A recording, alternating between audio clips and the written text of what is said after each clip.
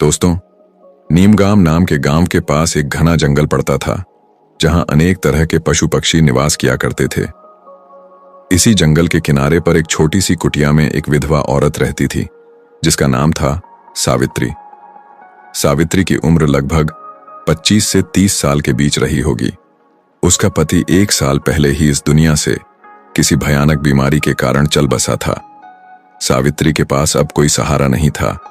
वह जंगल से लकड़ियां इकट्ठा करती थी और गांव में कुछ सिलाई बुनाई का काम करके अपनी जिंदगी किसी तरह गुजारती थी। वह बहुत खूबसूरत थी, लेकिन उसकी आंखों में एक गहरा दुख छुपा रहता था। सावित्री कभी किसी की बात का बुरा नहीं मानती थी। उसके लिए अब जिंदगी का मतलब बस रोज की जरूरतों को पूरा करना और किसी तरह दिन काटना ही रह गया था। एक दिन जब सावित्री जंगल में लकड़ियां इकट्ठा कर रही थी, तभी पास के एक पेड़ से एक बड़ा सा बंदर नीचे उतरा और उसके सामने आकर बैठ गया। सावित्री पहले तो उसे देखकर थोड़ा डर गई, लेकिन जब बंदर ने कोई हमला नहीं किया और बस उसे चुपचाप देखता रहा तो वह थोड़ी शांत हो गई। सावित्री ने धीरे से उसकी तरफ देखा और पूछा, तू कौन है? क्या चाहता है? इतना कहते ही बंदर ने सिर झुका दिया, जैसे कि उसे उसकी बात समझ आ गई हो। सावित्री हल्के से मुस्कुराई और फिर अपने काम में लग गई। बंदर वहीं बैठा रहा और उसे देखता रहा। जब सावित्री लकड़ियां बांधने लगी तो वह बंदर उसकी मदद करने लगा। सावित्री आश्चर्यचकित रह गई। उसने बंदर के सिर पर प्यार से हाथ फेरा और कहा, तू बहुत समझदार है। उस दिन के बाद से रोज वह बंदर सावित्री के पास आने लगा। कभी वह उसके लिए फल लाता तो कभी उसके काम में मदद करता। कभी कभी वह उसकी झोपड़ी के सामने बैठकर शाम तक खेलता रहता। सावित्री की जिंदगी में एक नया रंग भर चुका था। उसके होठों पर मुस्कान लौट आई थी। इसी तरह समय बीतता गया और सावित्री और बंदर के बीच एक अनोखा रिश्ता बन गया। जब भी सावित्री अकेली होती तो वह बंदर उसे हंसाने की कोशिश करता।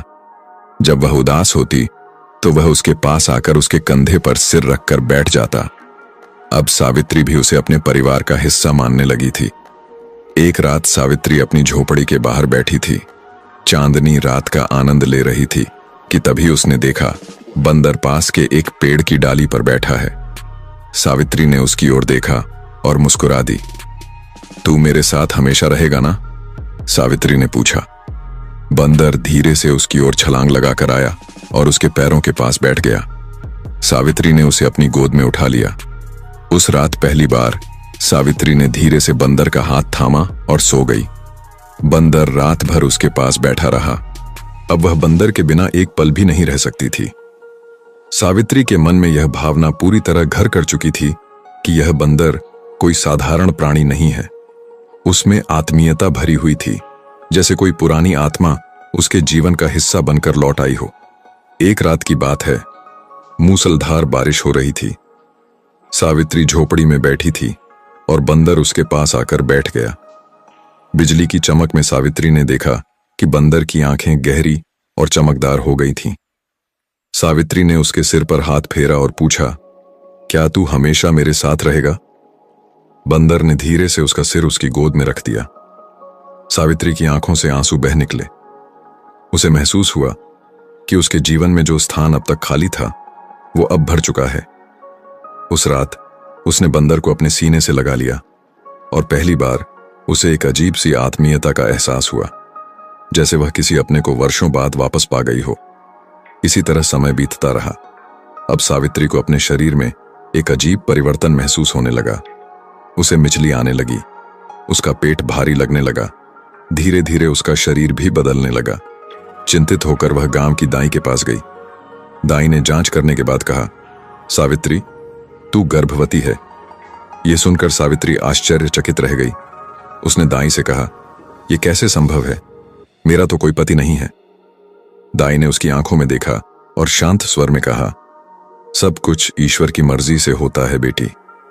सावित्री उलझन में पड़ चुकी थी। वह लौटते हुए सोचने लगी, क्या यह संभव है? उसे वह रात याद आई जब उसने बंदर को अपने पास सुलाया था और उसके मन में एक विचित्र शांति समा गई थी। क्या यह संभव है कि बंदर ही उसकी कोख का कारण हो? यह सोचकर वह डर गई और उलझन में पड़ गई। अब सावित्री हर दिन बंदर को देखती। लेकिन उसके मन में भय और संकोच की भावना घर कर चुकी थी। बंदर पहले की तरह ही उसके आसपास घूमता, उसकी मदद करता, कभी फल लाता, कभी लकड़ियां इकट्ठा करता। पर अब सावित्री के मन में कई प्रश्न मंडराने लगे थे। क्या यह प्रेम है? यह कोई चमत्कार है या फिर कोई अभिशाप? क्या वह बंदर वास्तव में एक साधारण प्राणी है या वह कोई देवता है या कोई शापित आत्मा? सावित्री इन सवालों से घिरी हुई थी, लेकिन उसके पास इनका कोई उत्तर नहीं था। अब वह गहरे द्वंद्व में उलझ चुकी थी। गर्भ में ठहरना कोई साधारण बात नहीं थी। धीरे धीरे यह बात गांव में फैलने लगी कि सावित्री गर्भवती है। गांव की औरतें और मर्द उसके बारे में तरह तरह की बातें करने लगे। एक विधवा के पेट में बच्चा, ये कैसे हो सकता है? जरूर ये कोई पाप है। कहीं जंगल का कोई राक्षस तो इसके सपनों में नहीं आता। सावित्री इन बातों से परेशान थी। वह जानती थी कि उसने किसी पुरुष के साथ कोई संबंध नहीं बनाया था, फिर भी यह गर्भ कैसे संभव था? उसे बार बार वही रात याद आती थी जब मूसलाधार बारिश के बीच उसने बंदर को अपनी गोद में सुलाया था, और उसके बाद ही उसके शरीर में यह परिवर्तन शुरू हुए थे। एक दिन सावित्री झोपड़ी के बाहर बैठी थी। बंदर पास ही बैठा उसकी आंखों में देखने लगा। उसकी आंखों में वही गहरी चमक थी जो उस बारिश वाली रात थी। आंसुओं से भरी सावित्री की आंखों से निकले शब्द थे, मैंने तुझसे प्रेम किया है, लेकिन यह कैसे संभव है? तू मेरे गर्भ का कारण बन गया। जब गांव वालों को पता चला कि सावित्री गर्भवती है तो वहां हलचल मच गई। गांव की पंचायत ने सावित्री को बुलाया। गांव के मुखिया ने बड़े कड़े स्वर में पूछा, सावित्री, सच सच बता, तेरे गर्भ का पिता कौन है? सावित्री सिर झुकाकर खड़ी रही। कुछ क्षणों के बाद उसने धीमे स्वर में कहा, मुझे नहीं पता। पंचायत के लोग बोले, तू झूठ बोल रही है। बिना किसी पुरुष के संपर्क के गर्भ कैसे ठहर सकता है? कुछ औरतों ने कहा, जरूर इसने कुछ छिपाया है। सावित्री ने साहस जुटाकर कहा, मेरे जीवन में कोई पुरुष नहीं आया, लेकिन एक बंदर है जो हर दिन मेरे साथ रहता है, मेरी सहायता करता है, मेरा सहारा है। मुखिया हंसते हुए बोला, क्या तू कह रही है कि तू एक बंदर से गर्भवती है? गांव वाले जोर जोर से हंस पड़े, लेकिन सावित्री के चेहरे पर गंभीरता थी। उसने कहा, मैंने कभी किसी से कोई संबंध नहीं बनाया। मैं खुद नहीं जानती ये कैसे हुआ, लेकिन यह सच है कि जब से वह बंदर मेरी झोपड़ी में आया है, तब से मेरा जीवन बदल गया है। गांव के लोगों ने यह सुनकर सावित्री को अपवित्र और कलंकित मान लिया। गांव की औरतों ने उससे बात करना बंद कर दिया। अब बच्चे भी उसकी झोपड़ी के पास खेलने नहीं आते थे। सावित्री अब पूरी तरह अकेली पड़ चुकी थी। एक दिन वह अकेली झोपड़ी में थी, तभी वही बंदर आया और धीरे से उसके सामने घुटनों पर सिर रख दिया। सावित्री ने उसकी आंखों में देखा और पूछा, क्या तू मुझसे कुछ छिपा रहा है? बंदर ने उसकी आंखों में गहरी नजर डाली। अचानक उसकी आंखों से आंसू टपक पड़े। सावित्री चौंक गई। तू रो रहा है? बंदर ने धीरे से उसका हाथ पकड़ लिया। सावित्री ने महसूस किया कि इस मूक प्राणी में भी एक गहरी आत्मीयता छिपी है। अचानक बंदर खड़ा हुआ और जंगल की ओर चल पड़ा। सावित्री ने आवाज लगाई, कहां जा रहा है? रुक। लेकिन बंदर ने पलटकर भी नहीं देखा। सावित्री आश्चर्यचकित होकर वहीं बैठ गई। अगले दिन गांव में एक सिद्ध महात्मा आए। लोगों ने महात्मा जी को सावित्री की स्थिति के बारे में बताया। महात्मा ने सावित्री को अपने पास बुलाया। उन्होंने उसकी ओर देखा और कहा, तेरे गर्भ में जो संतान पल रही है वह कोई साधारण बच्चा नहीं है, यह किसी विशेष आत्मा का परिणाम है। क्या तुझसे कोई पशु जुड़ा है? सावित्री ने सिर झुकाकर धीरे से कहा, हां, एक बंदर मेरे जीवन में आया था। वह मेरी देखभाल करता था, लेकिन अब वह चला गया है। संत ने गहरी सांस लेते हुए कहा, वह कोई साधारण बंदर नहीं था, वह एक दिव्य आत्मा थी। किसी आर्षि के श्राप के कारण उसे बंदर का रूप मिला था, पर जब उसने तुझसे प्रेम का अनुभव किया तो उसका श्राप टूट गया। सावित्री विस्मय से साधु महाराज की ओर देखने लगी। क्या यह संतान सच में दिव्य है? साधु महाराज ने गंभीर स्वर में कहा, हां, यह संतान मनुष्य और पशु के प्रेम की संतान है, लेकिन इसके जन्म के साथ ही इसे अपने अस्तित्व के लिए कठोर संघर्ष करना पड़ेगा। सावित्री ने भय से कांपते हुए पूछा, यह कैसा संकट है महात्मा जी? साधु ने उत्तर दिया, यह संतान विशेष शक्तियों से संपन्न होगी, पर उसे पाने के लिए अंधकार की शक्तियां भी सक्रिय होंगी। तुझे अपनी संतान की रक्षा के लिए हर संभव प्रयास करना होगा। सावित्री की आंखों में डर और आशंका साफ झलक रही थी। उसने पूछा, लेकिन वह बंदर कहां गया? साधु महाराज ने कहा, वह अब अपने वास्तविक स्वरूप में लौट चुका है। उसने देवत्व प्राप्त कर लिया है, लेकिन जब संकट आएगा वह अवश्य लौटेगा और तुझे सहायता करेगा।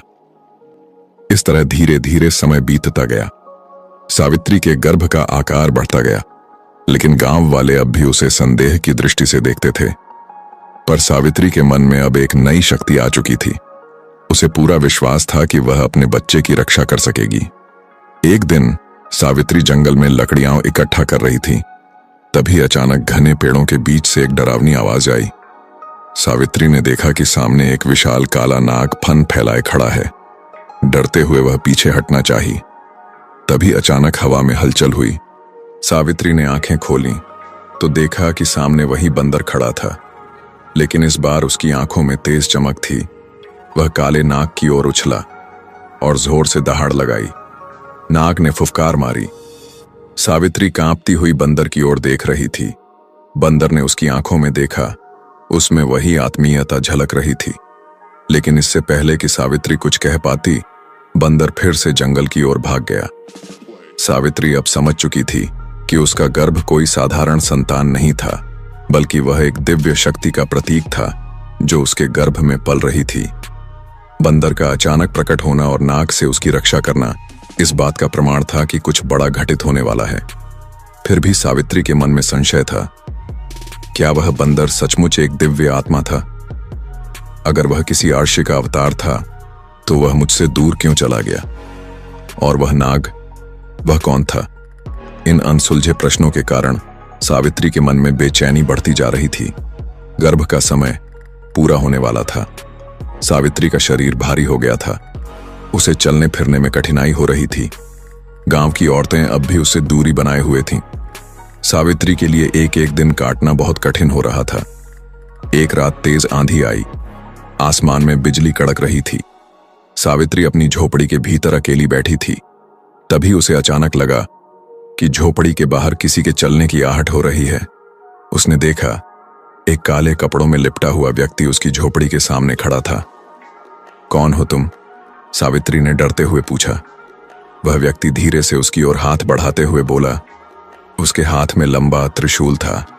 उसके चेहरे पर एक अजीब सी चमक थी, लेकिन उसकी आंखों में क्रूरता झलक रही थी।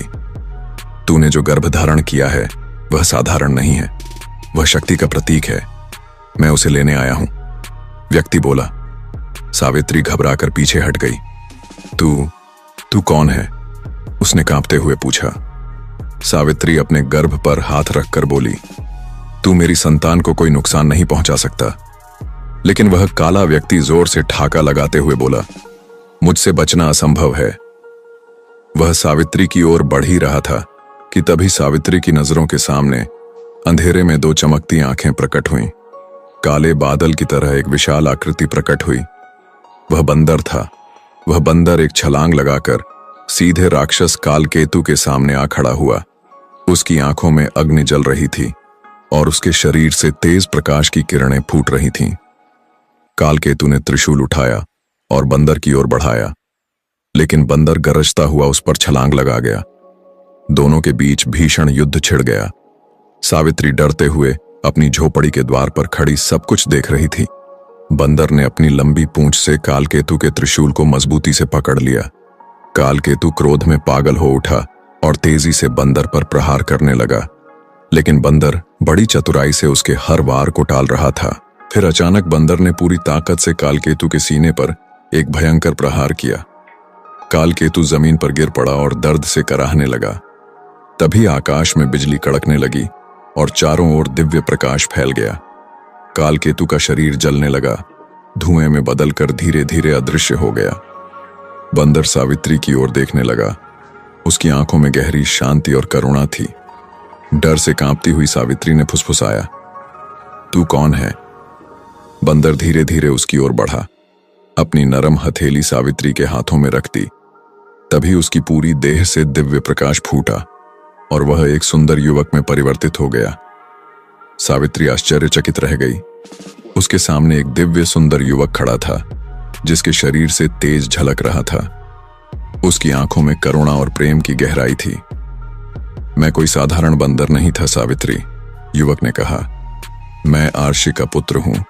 मेरे ऊपर श्राप था कि जब तक मैं किसी स्त्री के प्रेम की परीक्षा नहीं दूंगा, तब तक मुझे पशु योनि में रहना होगा। सावित्री ने हैरानी से पूछा, फिर तूने मुझसे प्रेम क्यों किया? युवक ने कहा, क्योंकि तेरा प्रेम निष्कलंक और निःस्वार्थ था। तूने मुझसे बिना किसी शर्त के प्रेम किया। सावित्री ने चौंकते हुए पूछा, कैसी परीक्षा? युवक ने उत्तर दिया, तेरे गर्भ में पल रही संतान कोई साधारण संतान नहीं है। वह सृष्टि के संतुलन का प्रतीक है, लेकिन काल केतु जैसे राक्षस अब भी सक्रिय हैं। सावित्री ने युवक का हाथ थामा और कहा, लेकिन तूने मुझे अकेला क्यों छोड़ दिया था? युवक ने मुस्कुराते हुए कहा, मैंने तुझे इसलिए छोड़ा ताकि मेरे प्रेम की सच्चाई साबित हो सके। मैं जानना चाहता था कि क्या तू मेरे बिना भी अपनी संतान की रक्षा करेगी या नहीं, और तूने सिद्ध कर दिया कि तू सच्ची संगिनी है। सावित्री की आंखों से आंसू बह निकले। उसने उस युवक को सीने से लगाकर कहा, मैं तुझे कभी जाने नहीं दूंगी। युवक ने कहा, अब मैं तुझे छोड़कर कभी जाऊंगा भी नहीं, लेकिन तेरे गर्भ की रक्षा के लिए मुझे एक बार फिर से अपने दिव्य स्वरूप में लौटना होगा। मैं तब लौटूंगा जब तेरे और तेरी संतान के जीवन पर खतरा मंडराएगा।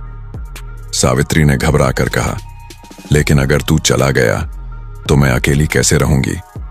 युवक ने उसके चेहरे को दोनों हाथों से थामते हुए कहा, तेरे मन में जो शक्ति है वही तेरी रक्षा करेगी, और मैं तेरे साथ सदा रहूंगा, भले ही तू मुझे देख ना सके।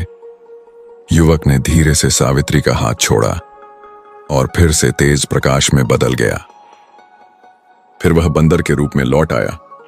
बंदर ने सावित्री की ओर अंतिम बार प्रेम से देखा और जंगल की ओर दौड़ गया। सावित्री वहीं बैठी रही। उसके मन में भय और प्रेम दोनों का मिश्रण था। वह जानती थी कि जो संतान उसके गर्भ में पल रही है वह अब केवल उसकी नहीं है। वह संतान सृष्टि के भविष्य की रक्षक थी। सावित्री का गर्भकाल पूरा होने को था। उसके शरीर में हलचल बढ़ने लगी थी। गांव के लोग अब भी उसे शक की नजरों से देख रहे थे, लेकिन सावित्री के मन में अब न कोई संशय था, न कोई डर, न कोई भय। उसे पूरा विश्वास था कि उसकी संतान का जन्म एक दिव्य उद्देश्य के लिए हो रहा है। सुबह होते ही गांव में एक अजीब सी हलचल मच गई। आसमान में अंधकार छा गया। पेड़ तेजी से हिलने लगे। पक्षी डर के मारे इधर उधर उड़ने लगे। सावित्री झोपड़ी के बाहर आई तो देखा कि गांव के बाहर एक विशाल आकृति खड़ी थी। वह कालकेतुवन था। उसकी लाल आंखों में क्रोध की ज्वाला जल रही थी। उसने गरजते हुए कहा, मैं वापस आ गया हूं। तेरे गर्भ की संतान को मैं जन्म नहीं लेने दूंगा। सावित्री ने बड़ी ही साहस से कहा, तू मेरी संतान को छू भी नहीं सकता। कालकेतु ने जोर से हंसते हुए ठहाका लगाया और कहा, तू अकेली क्या कर सकती है? मैं स्वयं अंधकार का स्वामी हूं। उस राक्षस कालकेतु पास ने त्रिशूल उठाया और सावित्री की ओर उछाल दिया। सावित्री ने आंखें बंद कर लीं। तभी अचानक हवा में एक गर्जना हुई। सावित्री ने आंखें खोलीं तो देखा कि सामने वही बंदरन खड़ा था। उसकी आंखों में अग्नि की ज्वाला निकल रही थी। बंदर ने छलांग लगाकर त्रिशूल को हवा में पकड़ लिया और उसे कालकेतु की ओर फेंक दिया। त्रिशूल कालकेतु के सीने में जाकर धंस गया और कालकेतु दर्द से चीख उठा। बंदर ने गर्जना करते हुए कहा, कालकेतु, तेरा अंत अब निश्चित है। अब तू इस सृष्टि का हिस्सा नहीं रहेगा। कालकेतु ने क्रोध में कहा, तू मुझे नहीं हरा सकता। तू आगे भाग रुका हुआ है। कृपया अंतिम वाक्य पूरा भेजें। बंदर ने जोर से छलांग लगाई और कालकेतु के सिर पर प्रहार किया। उसका शरीर जलने लगा और वह राख में बदल चुका था। सावित्री ने देखा कि बंदर अब धीरे धीरे उसके पास आ रहा था। उसकी आंखों में प्रेम और शांति का बहाव था। बंदर ने उसके हाथ को छुआ और कहा, अब तुझे अपने भाग्य का सामना करना है। सावित्री ने अचानक तेज पीड़ा का अनुभव किया। वह जमीन पर बैठ गई। बंदर ने उसके सिर पर हाथ रखा। सावित्री को लगा जैसे एक दिव्य शक्ति धीरे धीरे उसके दर्द के बीच से एक मधुर रोशनी बनकर प्रकट हो रही है। एक शिशु के रोने की आवाज सुनाई देने लगी। सावित्री ने देखा कि उसकी गोद में एक दिव्य बालक था, जिसके शरीर से स्वर्णिम प्रकाश निकल रहा था।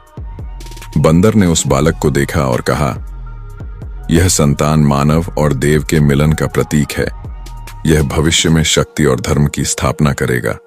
इसकी रक्षा करना तेरा कर्तव्य है।